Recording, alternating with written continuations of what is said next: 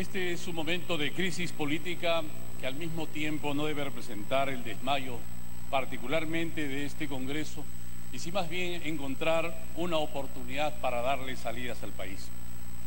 La puerta giratoria es el tema central del debate. Funcionarios, ministros, presidentes que no distinguen entre el interés público y el interés privado y hacen de la puerta giratoria, los pueda tener en un momento en un lado, al lado del servicio público, y en otro al lado del servicio privado. Esta política llevada adelante en los últimos periodos ha llevado al Estado a banalizarse, lo ha desnaturalizado. Ya no es el instrumento, ni la instancia, ni la organización capaz de representar auténticamente los intereses del Estado.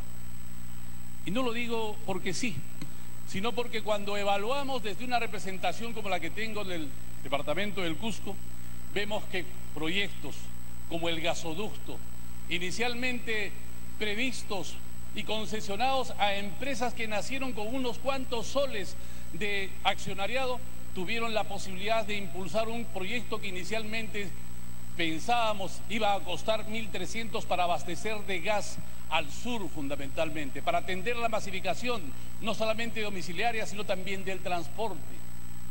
¿Cuál la sorpresa cuando vimos que este proyecto de 1.300 terminaría en manos de Odebrecht e inmediatamente llegar al precio de los 7.300 millones, no solamente por la construcción, sino también por la operación, sin cumplir con los objetivos para los cuales fue creado y pensado este proyecto? Aún el pueblo del Cusco, el pueblo del sur, sueña con que ese proyecto pueda servirles efectivamente para la masificación de sus domicilios, de sus vehículos, de su industria, inclusive para generar petroquímica. ¿Cuál es la sorpresa cuando nos ponemos a analizar y nos damos cuenta que ese proyecto, por ejemplo, no está pensado precisamente para la masificación ni para el beneficio de los peruanos del sur? Está pensado fundamentalmente para llevar el gas desde Malvinas hasta Hilo y Matarani y solo generar electricidad. Pero ni siquiera eso, cuando descubrimos que el proyecto no tiene garantizada la oferta del gas, tampoco el entero de la demanda del gas, ni siquiera los precios, no se sabe siquiera cuánto de gas debía fluir. Se ha resuelto el contrato y el Ejecutivo hace un año casi ya que no resuelve cuánto exactamente cuesta lo que ha construido el proyecto Odebrecht en ese gasoducto, cuánto existen de reservas o ductos comprados y equipos comprados para implementar ese gasoducto. En ese interín, los propósitos y las demandas de gasoducto han subido de 1.500 a 2.500. Es decir, si inicialmente pretendía reclamar 1.400 millones, Odebrecht hoy día ya está por 2.500. Y el Estado aún no hace las acciones cautelares para preservar el interés de los peruanos y particularmente de los peruanos del sur. Lo mismo podríamos decir de lo que ocurre en la refinería de Altalara, para no solamente hablar del Cusco y del sur. Podríamos hablar similar en el caso de lo que fue la Interoceánica Sur. Proyectos que no tenían el sustento correspondiente, exonerados del SNIP, que no tenían la definición ni los estudios de ingeniería correspondientes para sobrevalorarlos. Se hacía una apreciación muy genérica de cuánto costaba en un inicio para que luego a través de adendas tras adendas, caso IRSA que tuvo hasta 22 adendas, subiera hasta 2 o 3 o 4 veces más, que es como te ocurre. Este es el modelo de asalto y saqueo del Estado que se ha implementado en los últimos tiempos y que hay que empezar a curar. Hay que empezar a sacarlo del país desde las raíces mismas para que no se siga engañando al pueblo tal como ha ocurrido. ¿Qué es Chinchero? Sino la extensión misma de ese proceso. Una APP en la que pretendíamos que el Estado tuviera el financiamiento de los privados para construir una infraestructura en favor del Cusco, del sur y de todo el país, que finalmente termina derivando en la posibilidad de que el Estado, manteniendo la concesión y los mismos beneficios para la empresa, tuviera que darle el dinero, privatizando los beneficios por 40 y 60 años, que era la extensión de plazo que pretendía darse. Este Congreso felizmente dio los pasos correspondientes para corregir. Pero aún esperamos que con eficiencia correspondiente el Ejecutivo pudiera responder a ese propósito rectificado por este Congreso. No se ha dado aún, apenas si se ha programado 250 millones para este año.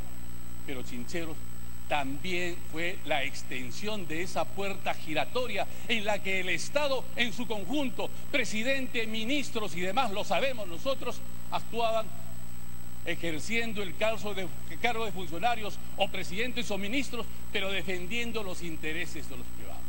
Ese modelo tenemos que extirparlo de raíz. Es el modelo cancerígeno que ha acabado una profunda crisis para el Estado Nacional y lo ha desnaturalizado. Eso es lo que hay que curar, sobre todo cuando sabemos que del análisis histórico esa corrupción significa un 30-40% de los presupuestos que no tienen el destino que es fundamentalmente levantar la pobreza o superar la pobreza de nuestros pueblos, cuando afecta el 3, el 4 o el 5% del PBI, que nos coloca como país, como uno de los países menos o que tienen más institucionalizada la corrupción en todo el mundo. En América Latina dicen que estamos en el 20º lugar, tenemos que avanzar con el buen ejemplo que hoy día puede representar las posibilidades económicas que nos brinda no solamente el 2017, sino también el 2018. Este Congreso tiene hoy día la gran oportunidad de ofrecerle una transición a esta crisis política.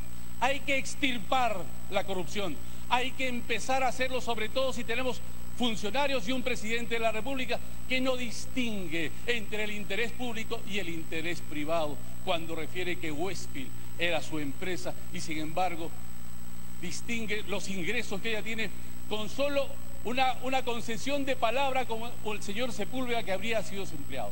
Hay que extirpar, empezar, hay que dar ese primer paso para que se extienda luego.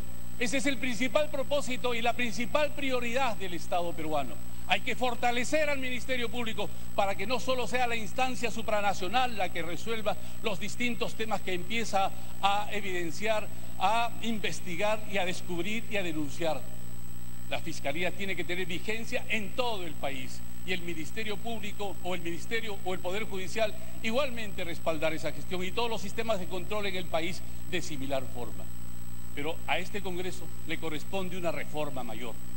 Esa reforma mayor supone la posibilidad que en la transición podamos prever una pronta convocatoria a elecciones, porque esta crisis que afecta al Ejecutivo no solo lo hace con el Ejecutivo, lo hace también con este mismo Parlamento, cuando las organizaciones que estamos presentes acá, muchas de ellas tienen investigaciones en proceso que comprometen no solamente a excandidatos, sino también a expresidentes de la República. La crisis afecta a toda la clase peruana. Un adelanto de elecciones con convocatoria que nos permite elegir no solamente una nueva fórmula presidencial desligada de la puerta giratoria con clara definición de que ellos van a servir al pueblo desde el Ejecutivo, e igual en el Congreso debía ayudar a resolver esta crisis y avanzar en la política anticorrupción que debe ser signada como la principal y prioritaria en el país. Si esta convocatoria de elecciones la hacemos además para un Congreso Constituyente que haga las reformas más importantes, entre otras que defina cómo es que efectivamente se da una vacancia presidencial, cómo es que cuando queda en manos del presidente del Congreso debe convocar a elecciones, pero no solamente del Ejecutivo, sino también del Congreso. Minuto adicional. O entre otras reformas, las reformas económicas sustanciales o la posibilidad de compartir el Estado roles y funciones de desarrollo económico, o para finalmente afianzar la descentralización en el país, deben y podrían ser las reformas que impulsemos desde ese Congreso Constituyente auténticamente conformado por representación nacional elegida en elecciones en las que el pueblo con plena conciencia debía nombrar a sus nuevos representantes. Esta es la postura que me he permitido alcanzar a este Congreso, que se lo alcanzo a mi bancada también, pero al pueblo, pero culmine 30 segundos. Esta oportunidad, la posibilidad de efectivamente a partir de esta crisis política que hoy día discutimos en función del Ejecutivo, pueda ayudarnos a resolver la crisis mayor para priorizar la política anticorrupción dentro de las prioridades que nos permitan dar el salto hacia el futuro con fe y esperanza. Gracias, señor presidente. Gracias. Congresista Lombardi. Congresista Lombardi, 3 minutos.